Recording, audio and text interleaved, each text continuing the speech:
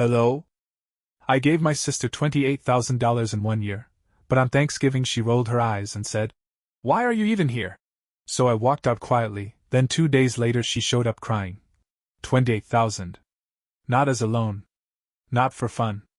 Just to keep her life from falling apart. Rent, groceries, gas money, childcare. Her car broke down in February. I paid for the repairs. Her ex left her stranded in April. I picked her up from another town and filled her tank. She called in July, crying because her lights were about to be shut off. I wired the money before she could finish the story.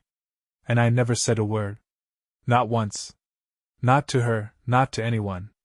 I just helped, because she was family. So when she rolled her eyes at me on Thanksgiving and said, "Why are you even here?" something in me cracked. The room had gone dead silent. We were at my parents' house, all the usual chaos, kids yelling, the oven beeping, the dogs stealing napkins. I had shown up late, traffic had been hell, and I was still in my work clothes. I barely had enough in my account for gas, but I made it because, despite everything, I thought, maybe it would feel good to be around family again. To just sit, eat, laugh. Feel like I belonged somewhere. But she looked right at me, rolled her eyes, and dropped that line like a knife. "Why are you even here?" Not joking. Not teasing. It was pure disgust. And no one said a word. Not my mom. Not my dad. Not even my cousins, who I used to babysit when she was out partying at 19. I just sat there, stunned, blinking at my plate. My heart was pounding so loud I could barely hear the whispers starting around me. I looked around, hoping, just hoping, someone would speak up. No one did. So I did the only thing I could. I got up. Quietly. Pulled out my car keys. Slid my chair in. And I left. No scene. No drama. I just walked out of that house like I was a ghost. A ghost who had spent $28,000 to be invisible. 2 days later, she showed up at my apartment. Crying. Her mascara was streaked. She was wearing one of those oversized sweatshirts she always wore when she wanted to look fragile. And she didn't even knock at first, just stood there, sniffling, like that would do the trick. "Can we talk?" she said. I didn't answer. I need help. That's when I knew she still didn't get it. I let her in. Not because I wanted to, because I needed to. There's a difference. She stepped into the apartment like it was familiar, like we were just picking up after some petty sibling spat. Like she hadn't humiliated me in front of the entire family. She scanned the room, taking in the worn-out couch, the second-hand dining table, the half-finished mug of coffee on the counter. Her eyes lingered on a stack of unopened mail near the door. I could tell she was about to make a comment, maybe about how I was living. But she stopped herself. Progress, I guess. "I'm sorry," she said quietly, almost too quietly. I stayed standing. Didn't offer her a seat. She wrung her hands, looked up at me with eyes still a little red. "I didn't mean what I said." "Yes, you did," I replied. "You just didn't expect consequences." That shut her up for a second. She shifted awkwardly. "It was Thanksgiving, I was stressed and—" "Save it," I cut in. "I've heard the script. Now let's look at the receipts." I walked over to the side drawer of my desk, pulled out a plain black folder. No drama. No build-up. Just calm, cold paper. She blinked. "What is that?" "This," I said, flipping it open, "is everything. Every Venmo transfer. Every bank transaction. Screenshots of every. Can you help me out this month? Text. Notes I made after phone calls where she asked for just a little help till Friday. The total? $28,417.63. I laid it out on the table like I was handing over an invoice. She just stood there. Pale. Frozen. "You said, why are you even here?" I said slowly. "Let me tell you why I was there. Because I'd already covered your rent that month. Because I skipped lunch that week to make sure you could put gas in your car. Because every time you said you were drowning, I showed up with a life raft." Tears welled up again. But this time, I didn't flinch. You cried wolf so many times I forgot there was a cost to being the shepherd. She opened her mouth to speak. I raised my hand. I'm not done. I picked up my phone. Opened our family group chat. Typed. In the last year, I've given Amanda $28,000. Rent, groceries, gas, childcare, car repairs. Never asked for anything back. On Thanksgiving, she looked me in the eye and asked why I was even there. I left quietly. But today I'm saying it clearly. I'm not the family ATM anymore. And I hit send. My phone buzzed almost instantly. My mother typing. My cousin reacting with a shocked emoji. A silence fell between us as she watched the screen light up. Her world was tilting now, not mine. She whispered. Why would you do that? Because the truth belongs to everybody now, I said. Not just the parts you cherry pick. Her voice cracked. I didn't know it added up to that much. That's the problem, I said. You never counted. Because you thought I'd always pay. I closed the folder. Walked to the door. She started crying harder, that kind of sobbing you do when you realize someone doesn't see you the way they used to anymore. She said my name like it was supposed to fix something. But it didn't. Not this time. I opened the door. And I didn't raise my voice. I didn't slam it. I just looked at her and said, I'm choosing me now. Then I shut it behind her. After the door clicked shut behind her, I just stood there. No big breath. No tearful release. Just silence. A silence that felt earned. I went back to the kitchen, sat down, and stared at the cold coffee on the counter. It had gone bitter. Fitting. My phone was still buzzing. The family group chat was blowing up. My cousin Jess. Wait, what? My mom. Please don't air family matters like this. Uncle Steve. That's disgusting. $28,000? Are you serious? And then, of course, my dad, the king of convenient neutrality. Let's all just calm down. But I didn't reply to any of them. Not yet. I scrolled through the chat, watching people unravel everything. I'd always been the quiet one, the reliable one. The good son. Though no one ever said it out loud. Amanda was the squeaky wheel. Always breaking down, always getting the grease. Until now. Amanda hadn't messaged again. No follow-up, no denial, no apology. Just that final image, her face crumpling at the door, realizing, for the first time, that I wasn't going to catch her anymore. I half expected my mom to call. She didn't. Instead, she sent a single message. Can we talk before this gets worse? I turned my phone over and let the screen go dark. I wasn't angry. I wasn't vengeful. I was just done. The hardest part wasn't giving Amanda all that money. It wasn't the silence at Thanksgiving, or the eye roll, or even her tears at my door. It was realizing how long I'd let it go on. How long I'd let myself believe that sacrifice equaled love. That being the dependable one would someday earn me respect, gratitude, a seat that felt like mine at the table. It never came. Until I forced it to. That night I finally slept. No stress dreams. No imaginary late-night calls. Just silence. And when I woke up the next morning? For the first time in years, I didn't check my phone out of fear. I just let it be. The world could wait. By Monday, the silence had evolved into something else, static. Like everyone knew they should say something but didn't quite know how. I finally checked my phone again around noon. 17 unread messages. 6 missed calls. 3 voicemails.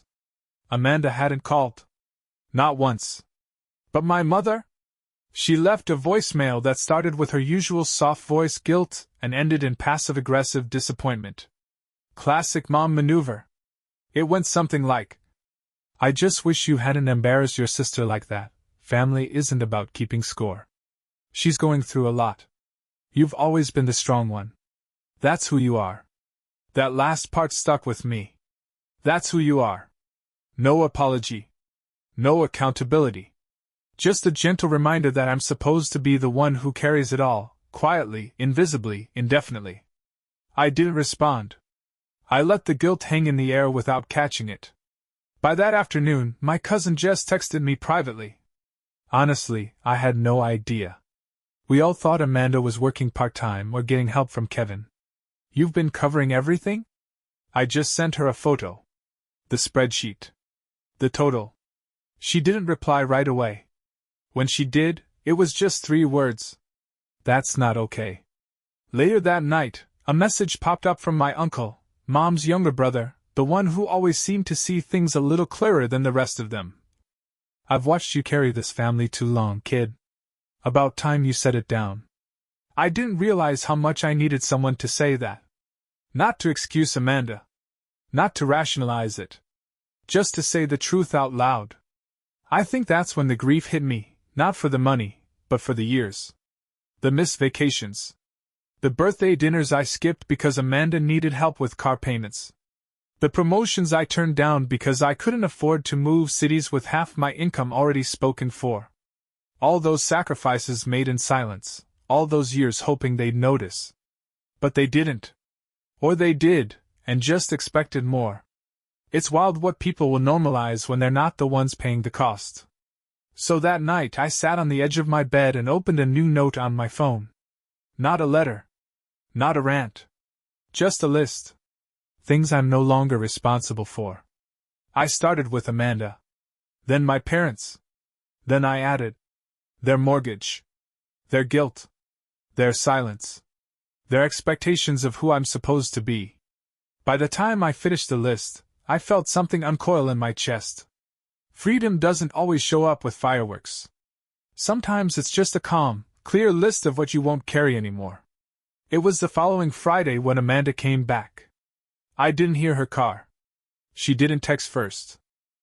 Just that same knock, soft, hesitant. Like the sound of someone hoping the wood would answer instead of me.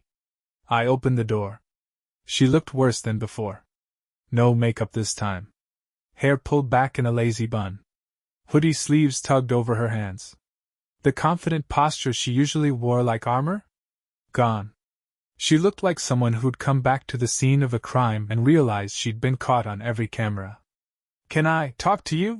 she asked, her voice cracking. I didn't say yes. I just stepped aside. She walked in like she was entering a stranger's apartment. And maybe she was. The version of me she'd grown used to, quiet, dependable, financially flexible. He didn't live here anymore. She stood in the middle of my living room, looked around, and didn't sit. Just stood. I got the text," she began. "The group chat. I didn't know you were keeping track." "I wasn't," I said. "Not at first. But one day I started. Because it was either track it, or go broke." She winced, but I didn't stop. "I kept telling myself it was just until you got back on your feet. But it turns out you weren't trying to stand up. You were just leaning harder." Tears welled up again. I didn't rush to comfort her this time. "You're right," she whispered. "I messed up. I took advantage. I didn't mean to, but I did. And I'm sorry." I nodded once. Not to accept. Just to acknowledge. She took a shaky breath. "I came to ask for help again, before. But when you showed me that folder, I saw it.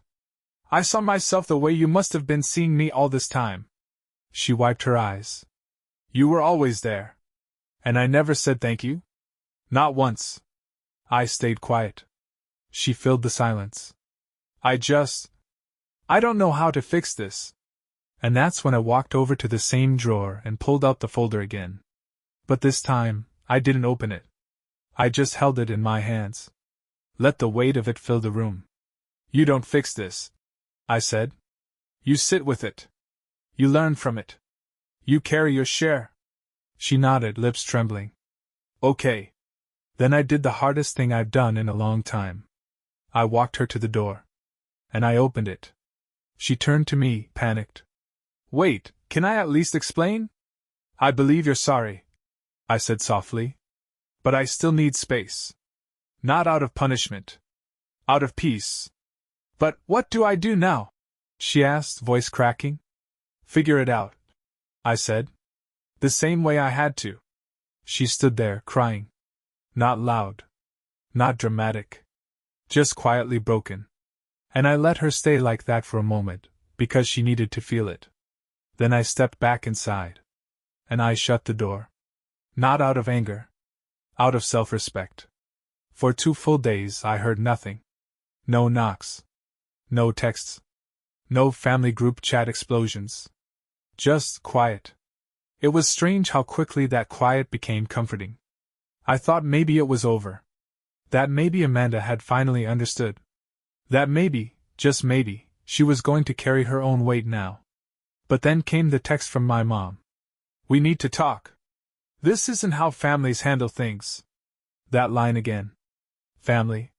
They only seemed to remember the word when they wanted something. I didn't reply. Instead, I sat on my balcony that night with a mug of tea, the cold air curling around my neck. For once, I didn't feel like I owed anyone an explanation. Not even her. My piece wasn't loud. It didn't make a statement. But it was mine.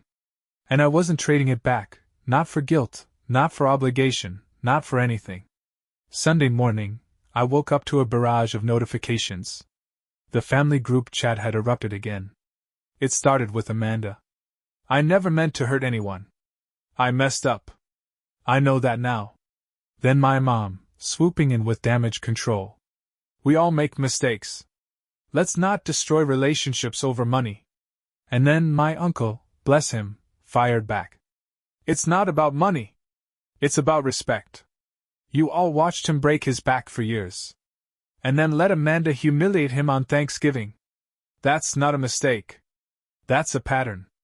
I sat up in bed, rereading that last message twice.